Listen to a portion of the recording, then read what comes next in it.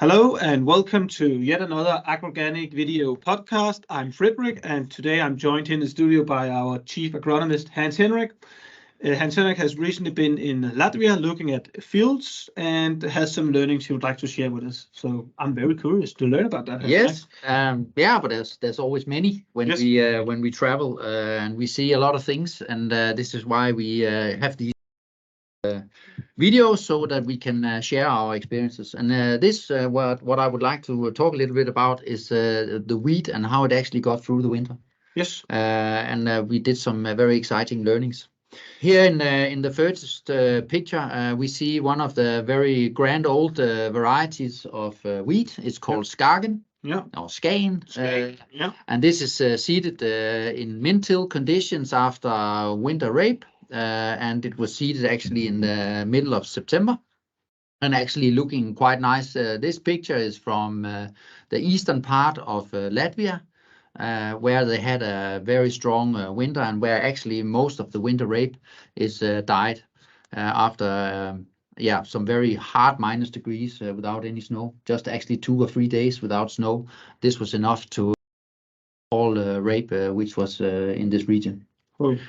But it also means that we can actually see something on the winter wheat, which we haven't seen for quite a few years. But here we have Skagen, which we've had for many years, and it's actually looking really good, nice color, and it has 300 plus plants per square meter, 20. which must say after winter is very, very good. That's very good. Yeah. And here in the next picture, we can see there's a split to the left. We have this Skagen looking very nice. And to the right, we have a very popular variety called Informer, high yielding, and it's been preferred also in the Baltic states for the last couple of years because it's pretty strong for the winter, but it also has a high yield and it's very good on diseases. So that's why it's been used. But here you can see that actually Informer has had it very hard, and we are around 200 plants per square meter and even less in some situations. But you can see that the winter here has been absolutely on the limit, and there's a great difference whether you have Skagen here or Informer.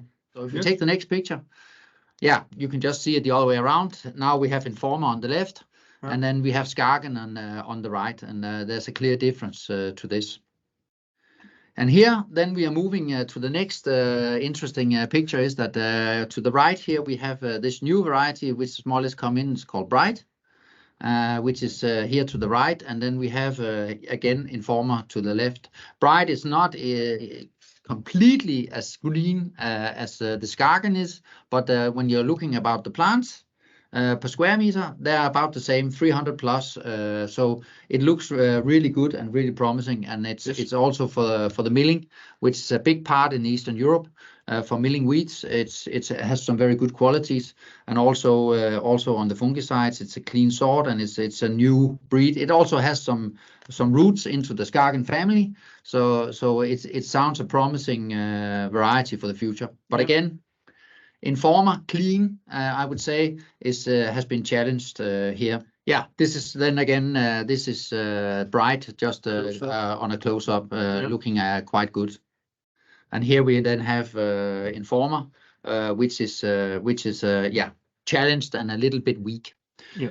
What we're trying to do here in the Baltics also is more and more to go into the mix. Variety mixtures. Variety mixtures within the milling sector, and then if it's for feed, within the feed. I would say that this is when we have Informer here clean, you can always discuss should it then participate in a mix or not. I believe that when it's in a mix, how it looks with either Skagen and Bright together, 3 or 4 sorts, it makes the winter better than when it's clean, because I think the shade from other varieties also helps Informer. But of course, if we can find another one which has the same yield potential as Informer, or growing qualities like Informer, of course we should look otherwhere to find other varieties. But I would say mix is a good thing. And it's something we're going to continue with in the future. But I think it's also the pictures you present here. It's highlighting the importance that it's not just a matter of mixing. We need to have high standards of what we put in the mix, because each of the varieties or the sorts in our mixture needs to be able to perform by themselves. And normally we like to say we need to select 3 or 4 varieties in the mixture, but we need to be happily growing them by themselves in order to put them in our mixture. We cannot just put an insufficient variety into our mixture. We need to have high standards. They need to be able to grow by themselves. We would happily like to grow them by themselves. Then we can put them in the mixture, and not the other way around. And we like Skagen. We like Bright. By the pictures here, it looks very promising.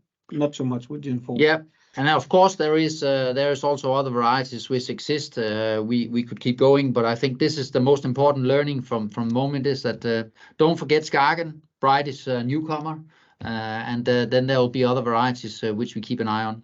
We also few people who's been trying this variety Champion, and I think it's one not to choose. Most of them totally gone. It's not good in the Baltics. Champion. So okay, yes. But thank you for now. Yes, thank you very much. Very interesting. See you another time. Yeah, bye. Bye.